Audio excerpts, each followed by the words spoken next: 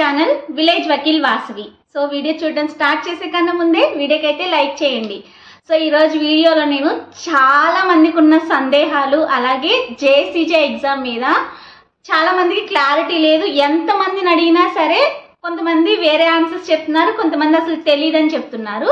So దాని మీద ఈరోజు మీ అందరికీ కూడా నేను క్లారిటీ ఇవ్వడానికి, దాని మీద మొత్తం ఎంక్వైరీ చేసేసి మీకోసం మంచి ఇన్ఫర్మేషన్తో అయితే వచ్చాను. సో ఈ వీడియోలో నేను తెలుసుకున్న విషయాలన్నీ కూడా మీతో షేర్ చేసుకుంటాను. నాకు తెలిసినంత వరకు ఇవన్నీ కరెక్ట్ ఇన్ఫర్మేషనే. ఒకవేళ ఏదైనా నేను తప్పుగా చెప్పుంటే కనుక మీరు తప్పకుండా కమెంట్స్లో షేర్ చేయండి, మన వాళ్ళంతా చూసి తెలుసుకుంటారు. సో నేను ఇన్ఫర్మేషన్ అయితే కనుక మామూలుగా నాలాగా అటెంప్ట్స్ చేయని వాళ్ళ గురించి కానీ, లేకపోతే జనరల్గా ఉన్న వాళ్ళని ఎవరిని కనుక్కోలేదు. ఆల్రెడీ ఇప్పటికి ఒక 10-15 అటెంప్ట్స్ చేసి తెలంగాణలో, ఏపీలో రాస్తున్న వాళ్ళని మాత్రమే కనుక్కున్నాను. ఎందుకంటే నేను చెప్పాను కదా, నేను ఎక్స్పీరియన్స్డ్ వాళ్ళని బిలీవ్ చేస్తాను బాగా. సో సరే, ఏంటి టాపిక్ అనేది, తెలంగాణ స్టేట్ వాళ్ళు ఏపీలో రాస్తుంటాము, ఏపీ స్టేట్ వాళ్ళు వెళ్ళి తెలంగాణలో రాస్తుంటాము. లాస్ట్ టైం నోటిఫికేషన్లో మెజారిటీ ఆఫ్ ది పీపుల్ అంటే తెలంగాణ వాళ్ళు ఎక్కువ ఏపీలో సెలెక్ట్ అయ్యారు, ఏపీ వాళ్ళు ఎక్కువ తెలంగాణలో కూడా సెలెక్ట్ అయ్యారు లాస్ట్ 2 ఇయర్స్గా మనం చూసినట్లయితే. మరి రిజర్వేషన్ ఏదైతే ఉండిందో మనకి ఇప్పుడు ఒక కమ్యూనిటీకి సంబంధించి, ఇప్పుడు ఓసీ వాళ్ళకేమో ఈడబ్ల్యూఎస్ అని, బీసీ వాళ్ళకేమో నాన్ క్రీమీ లేయర్ అని, ఎస్సీ ఎస్టీ వాళ్ళకి their caste itself as a రిజర్వేషన్గా మనకి ఇలా రిజర్వేషన్స్ అనేది అప్లై అవుతూ ఉన్నాయి. మరి తెలంగాణ వాళ్ళు మన ఏపీలో కానీ, ఏపీలో వాళ్ళు తెలంగాణలో కానీ రాస్తే మరి రిజర్వేషన్స్ అప్లై అవుతాయా?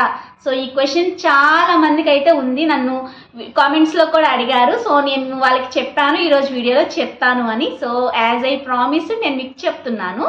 సో ఏంటి అంటే మనకి ఎలా అయితే నాట్ ఓన్లీ తెలంగాణ, ఏపీ, ఇండియాలో ఏ స్టేట్లో జేసీజే నోటిఫికేషన్ పడినా మనం అప్లై చేసుకోవచ్చు. మనకి దానికి సంబంధించిన రిజర్వేషన్ అనేది కూడా అప్లై చేసుకోవచ్చు. సో ఎలాగో చూడండి, ఇప్పుడు మనకి తెలుగు వచ్చు, ఇంగ్లీష్ వచ్చు, we can manage this 2 languages. Hindi తోడా రాదు, అంటే మనం అంత పర్ఫెక్ట్గా ట్రాన్స్లేట్ చేయలేము. కాబట్టి మనం తెలంగాణ, ఏపీలోనే కొట్టుకుంటాం, మన తెలంగాణ ఆంధ్ర వాళ్ళిద్దరం మాత్రం. మిగతా ఈ నార్త్ వాళ్ళు, మిగతా వాళ్ళందరూ కూడా కొంచెం మేనేజ్ చేయగలరు హిందీ అలాగే ఇంగ్లీష్. సో తెలుగు ఏదన్నా తెలిసిన వాళ్ళు అయినా సరే వాళ్ళు ఏం చేస్తారంటే ఇక్కడ అటెంప్ట్స్ చేస్తారు, ఇక్కడ కూడా జడ్జెస్గా అవుతారు. మనం ఏంటంటే మనకు ఆ లాంగ్వేజ్ ప్రాబ్లం వల్ల అటు వెళ్ళలేకపోతాం. ఇదంతా ఎక్కడ ప్రాబ్లం అంటే ట్రాన్స్లేషన్ పేపర్లో మనకి ప్రాబ్లం అవుతుంది. మిగతావి కొన్ని స్టేట్ సబ్జెక్ట్స్ వేరుగా ఉంటాయి, కాబట్టి ఆల్మోస్ట్ సిమిలర్గా ఉన్న సబ్జెక్ట్స్ ఏపీ తెలంగాణలో ఉంటాయి. కాబట్టి మనం ఈ రెండింటిలో అటు ఇటు వెళ్తూ ఉంటాము. మరి రిజర్వేషన్స్ ఎలా అప్లై చేసుకోవాలి, ఎలా వస్తాయి ఏంటి అంటే, యాజ్ ఇట్ ఈజ్గా మనకి ఇప్పుడు ఓపెన్ కేటగిరీ వాళ్ళు ఉంటారు, వాళ్ళు ఓన్లీ మెరిట్స్ అంటే ఈడబ్ల్యూఎస్ కూడా రాని వాళ్ళ గురించి చెప్తున్నాను. ఓసీలో ఈడబ్ల్యూఎస్ అప్లై చేసుకొని వాళ్ళు మెరిట్స్లోనే రావాలి. అలానే వాళ్ళు కూడా ఓపెన్ కేటగిరీలో మెరిట్స్ ద్వారానే రావాలి. సో వాళ్ళది హైయెస్ట్ ఉంటే, తెలంగాణలో రాసిన వాళ్ళల్లో హైయెస్ట్ ఉంటే మన ఏపీలో రాసినప్పుడు వాళ్ళ కట్ ఆఫ్ నుంచే మనం చూసుకుంటూ వస్తాము. సో మనం రాసిన అక్కడ వాళ్ళు కూడా అంతే. సో ఎక్కడైనా సరే జేసీజే ప్రాసెస్ సిమిలర్గానే ఉంటుంది. నెక్స్ట్, ఇప్పుడు కొన్ని చోట్ల తెలంగాణలో ఇప్పుడు ఒక్కొక్క క్యాస్ట్ ఏదైనా ఉంటే అక్కడ దానికి ఓసీ అంటారంట, లేదంటే ఇక్కడ బీసీ అంటారంట సిమిలర్ దాన్నే. అంటే ఏంటంటే ఇక్కడ ఓసీ, అక్కడ బీసీ, అక్కడ ఒక్కొక్క చోట అట్లా ఇది చాలా తక్కువ ఉంటుందన్నమాట. అంటే అక్కడ ఎస్సీ ఎస్టీ అయిన వాళ్ళు ఒక్కొక్కసారి ఇక్కడ ఓసీలో వస్తారా అని చెప్పేసి కొన్ని తెగలు మాత్రం అలా మారుతూ ఉంటాయి అండి. బట్ ఏపీ తెలంగాణలో ఆల్మోస్ట్ సేమే ఉంటుంది. సో నన్ను చాలా మంది అడిగారు, ఎస్సీ ఎస్టీ మా కమ్యూనిటీ మేము ఇప్పుడు ఇక్కడ ఓపెన్ కేటగిరీలో అప్లై చేసుకోవాలా అని చెప్పేసి. లేదు, మీరు ఏ కమ్యూనిటీ అయితే ఆ కమ్యూనిటీనే. మీకు ఒకవేళ అక్కడ బీసీ అయ్యి ఇక్కడ ఓసీ అయితే ఇక్కడ ఓసీ లాగా కూడా మీరు ఈడబ్ల్యూఎస్ పెట్టుకోవచ్చు, అంటే మీకు అక్కడ అప్లై చేసుకుంటే వస్తే గనక. సో ఏంటి అంటే మీకు ఆల్మోస్ట్ ఇంకా అక్కడ ఇక్కడ అలా ఏం కాదు.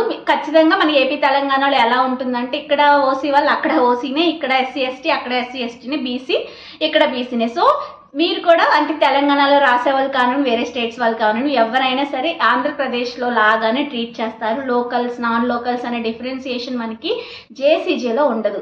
సో ఇది డిఫరెన్స్. అంటే చాలా చోట్ల నాన్ లోకల్ కింది సీట్స్ అట్లా ఉంటాయి కదా, మన జేసీజీలో అలా ఉండవు. ఇప్పుడు ఇచ్చిన 39లో 30 నాన్ లోకల్ నుంచి వచ్చినా కూడా నాన్ లోకల్ వాళ్ళని ప్రిఫర్ చేస్తారు.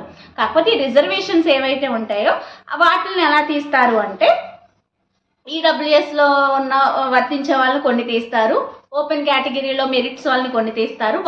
ఓపెన్ కేటగిరీలో మెరిట్స్లో ఇన్ని సీట్స్ అని ఉంటాయి, అంతవరకు ఆపేసి ఆ తర్వాత నుంచి కూడా మళ్ళీ వీటిల్లోంచి తీస్తారు. సో అక్కడ రిజర్వేషన్ మనకి యూజ్ అవుతుంది. కాబట్టి రిజర్వేషన్ అనేది అన్ని చోట్ల వస్తుంది.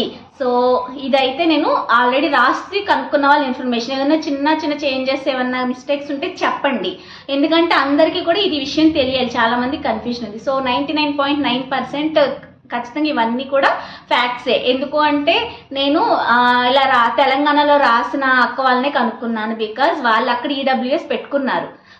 అలానే అప్లై అయ్యింది కూడా ఒకరికి, మా అక్కకి తెలిసిన వాళ్ళు ఒకరికి కూడా అది అప్లై అయ్యింది. ఎట్లా అంటే ఒక అక్కకి ఇప్పుడు 92 మార్క్స్ అలా వచ్చాయి, ఈడబ్ల్యూఎస్ పెట్టుకున్నారు, బట్ మెరిట్లో వచ్చేసారామా మెయిన్స్కి. ఇంకొకరికి ఏంటంటే 72నో 76 అట్లా వస్తే ఇంకా రాదు కదా అని చెప్పేసి అనుకున్నారంట ఆయన. కాకపోతే ఏంటంటే ఈడబ్ల్యూఎస్ కేటగిరీలో వాళ్ళు కూడా మెయిన్స్కి వచ్చేసారు. సో ఏంటి అంటే అక్కడ ఇక్కడ కాదు, సేమ్ ట్రీట్మెంట్ అనేది ఉంటుంది. మీరు ఎక్కడ అంటే మనకి ఇప్పుడు ఏంటి, దీన్ని బట్టి టీఎస్లో నోటిఫికేషన్ పడినా మనకి ఏపీలో నోటిఫికేషన్ పడినా ఒకటే. సబ్జెక్ట్స్ ఏమన్నా మారితే ఇప్పుడు AP excise act, AP land encouragement అలా ఉంటే అక్కడ ఆ మైనర్ యాక్ట్స్లో చేంజెస్ ఉంటాయి, మేజర్ యాక్ట్స్ అండ్ ఇంకా ఆల్మోస్ట్ సిమిలర్ యాక్ట్సే ఉంటాయి అన్నమాట. 1, 2 అంతే చేంజెస్ ఉంటుంది, అవి కూడా చిన్న చిన్న యాక్ట్స్. కాబట్టి ఈ రిజర్వేషన్స్ మీద నాకు కూడా నిన్నటి వరకు డౌట్, నేను కూడా అందుకే ప్రాపర్గా ఎవరికి కూడా తెలియకుండా చెప్పకూడదు కాబట్టి నేను తెలుసుకునే చెప్తాను అని చెప్పేసి నేనైతే చాలా ఎంక్వైరీ చేసేసి ఇన్ఫర్మేషన్ అయితే తీసుకుని వచ్చాను. కాబట్టి మన జూనియర్ సివిల్ జడ్జికి సంబంధించి నోటిఫికేషన్లో ఈ రిజర్వేషన్ బ్యారియర్స్ అనేది నాన్ లోకల్స్ అనేది అయితే లేదు. అందుకని మనకి నోటిఫికేషన్ కూడా ఎక్కడ ఇన్ని సీట్స్ ఇలా ఇన్ని సీట్స్ ఇలా అని ఇవ్వలేదు. మనకి నోటిఫికేషన్ ఒక్కటి చాలు దానికి సంబంధించిన కంప్లీట్ ఇన్ఫర్మేషన్ తెలుసుకోవడానికి, ఇంకొకటి కూడా మనకు అవసరం లేదు. అండ్ ఇంకోటి ఏంటంటే మళ్ళీ నాన్ లోకల్గా ఎవరైనా ఉన్న వాళ్ళకి మాత్రం ఇప్పుడు 750 రూపీస్ అప్లికేషన్ ఫీ ఉంది కదా, అది అప్లై కాదు అంతే. అదొక్కటే నాకు దానివల్లే డౌట్ వచ్చింది అనమాట. అక్కడే 750 రూపీస్ రిజర్వేషన్ ఇవ్వలేదు, మిగతా రిజర్వేషన్ ఇస్తారా అని చెప్పేసి నాకు డౌట్. అందుకనే నేను ఇది చూశాను. బట్ అక్కడ ఎలాంటి వేరియేషన్ లేదు, కానీ ఓన్లీ ఫీ పేమెంట్ అప్పుడు అప్లికేషన్ అప్పుడు మాత్రమే ఎస్సీ ఎస్టీ వాళ్ళకి వీళ్ళందరినీ కూడా ఓపెన్ కేటగిరీ లాగా ఫీ పే చేయించుకుంటారు. అంతేగాని ఇంకా మిగతా రిజర్వేషన్స్ ఇవన్నీ కూడా వాళ్ళకి సేమ్ వస్తాయి అన్నమాట. ఎలా అయితే ఏపీలో ఉన్న ఎస్సీ ఎస్టీ అలాగే ఓసీలో ఈడబ్ల్యూఎస్ బీసీలో నాన్ క్రీమీ లేయర్ ఎలా అయితే తీస్తారో సిమిలర్గా తీస్తారు. అంటే నెంబర్ బట్టి అక్కడున్న రిజర్వేషన్స్ బట్టి కమ్యూనిటీస్ బట్టే సీట్స్ అలొకేషన్ అవుతుంది, కానీ నాన్ లోకల్ అనే వేరియేషన్ అయితే లేదు. సో నేను ఈ ఇన్ఫర్మేషన్ని మీ అందరికీ కూడా ఇంకా క్లియర్ చేయాలి అని చెప్పేసి నేను ఈరోజు వీడియో చేస్తున్నాను. సో మీ అందరికీ కూడా రిజర్వేషన్స్కి సంబంధించిన డౌట్స్ అన్నీ కూడా క్లియర్ అయిపోయాయి అనుకుంటున్నాను. ఈ వీడియోని వీలైనంత మందికి షేర్ చేయండి. క్లారిటీ లేని వాళ్ళందరికీ కూడా ఒక క్లారిటీ అనేది వచ్చేస్తుందని నేను అనుకుంటున్నాను. హోప్ ఈ వీడియో మీకు చాలా యూజ్ అవుతుందని నేను ఆశిస్తున్నాను. సో వీడియో నచ్చితే వీడియో లైక్ చేయండి, షేర్ చేయండి, కమెంట్ చేయండి. విలేజ్ వకీల్ వాసవి ఛానల్ ఇంతవరకు సబ్స్క్రైబ్ చేసుకోకపోతే సబ్స్క్రైబ్ చేసుకోండి, ఎందుకంటే మీకోసం మంచి లా అప్డేట్స్తో మళ్ళీ మీ ముందుకు వస్తూనే ఉంటాను. So keep supporting. Until then keep watching. Bye bye.